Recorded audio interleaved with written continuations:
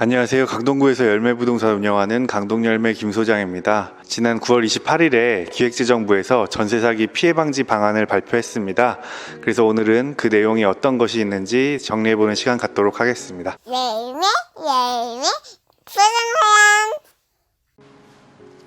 네, 전세 사기 피해 방지 방안 후속 조치 국세 분야에 대한 내용이고요.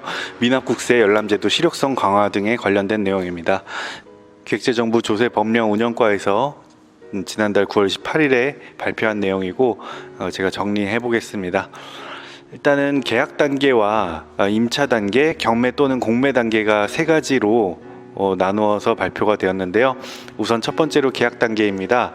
미납국사의 열람제도를 실효성을 강화하겠다는 내용인데요. 현행에는 계약 전에 임대인의 동의를 받은 경우에 부동산 소재지 관할 세무서장 이나 지자체장에게 미납 조세 열람 신청이 가능한데요. 임대인이 동의하지 않으면 열람이 불가능하다는 점에서 제도 활용도가 낮습니다. 개선 방안 보시면 주택임대차 계약일부터 임차 개시일까지의 기간에는 임대인 동의 없이 열람이 가능하도록 제도를 개선할 예정입니다. 임대차 계약서만 지참하셔서 세무서장 등에 미납조세 열람 신청하셔서 열람하실 수가 있고요. 세무서장이 열람 사실을 임대인에 통보한다고 합니다. 국세의 경우에 소재지 관할 세무서뿐 아니라 전국 세무서에서 미납 국세를 열람할 수 있도록 개선합니다. 다만 보증금액이 일정 금액을 초과하는 임차인에 한해 적용할 것이고요. 구체적인 금액은 국세징수법 시행령에 위임할 계획이라고 하고, 일정액 이하 보증금은 대부분의 경우 주택임대차 보호법에 따라 최우선 변제를 받는 점을 감안했다고 합니다. 밑에 간단하게 도표로 표시를 했습니다. 참고하시면 되겠고요. 두 번째 임차 단계입니다. 임대인 변경 시 국세 우선 원칙을 명확화했다는 내용인데요.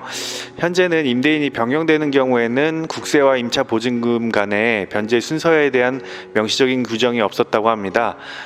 다만 이제 앞으로 개선 방안은 대법원 판례 내용을 국세기본법에 명확히 반영을 하겠다라는 내용이고, 새로운 임대인에게 세입자의 임차 보증금보다 앞서는 미납 국세가 존재하는 경우에는 종전 임대인의 국세 체납액 한도 내에서 국세 우선 원칙을 적용합니다.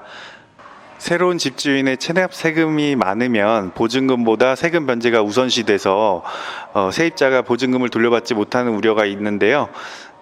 그렇지만 대법원 판례에 따르면 새로운 집주인의 체납 세금이 많더라도 종전 임대인의 국세 체납액 한도 내에서만 정부가 국세를 걷어갈 수 있다고 설명을 하고 있습니다. 그래서 세입자가 기존 집주인의 체납 세금액을 알고 들어온 만큼 그 부분은 어쩔 수 없지만 집주인 변경에 따른 추가 미납 국세는 보증금에 영향을 미칠 수 없다라는 취지로 받아들이시면 되겠습니다. 마지막 세 번째 경매 또는 공매 단계입니다. 주택임차 보증금에 당해세 우선 원칙 예외를 적용해서, 예를 들어 종합부동산세 등의 법정 기일이 임차권의 확정일자보다 늦더라도 경매나 공매가 되면 임차보증금보다 우선적으로 변제를 해왔는데, 앞으로는 확정일자 이후 법정 기일이 성립한 당해세 배분 예정액은 세입자의 주택임대차 보증금에 배분을 하도록 개선을 하겠다는 취지입니다.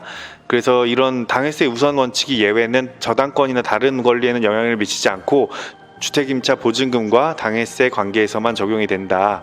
그리고 당해세 우선 변제권만 주택임대차 보증금에 귀속시키는 것이기 때문에 임대인이 세금 체납액이 소멸하는 것은 아니다. 이런 내용입니다. 그런 점에서 임차인분들은 확정일자와 전입신고는 기본적인 내용이니까 더욱 신경을 쓰셔야 되겠고요. 그 밖에 개선사항을 담은 국세기본법 및 국세징수법 개정안은 10월 중에 의원 입법을 통해 국회에 제출되도록 협의해 나갈 계획이라고 합니다.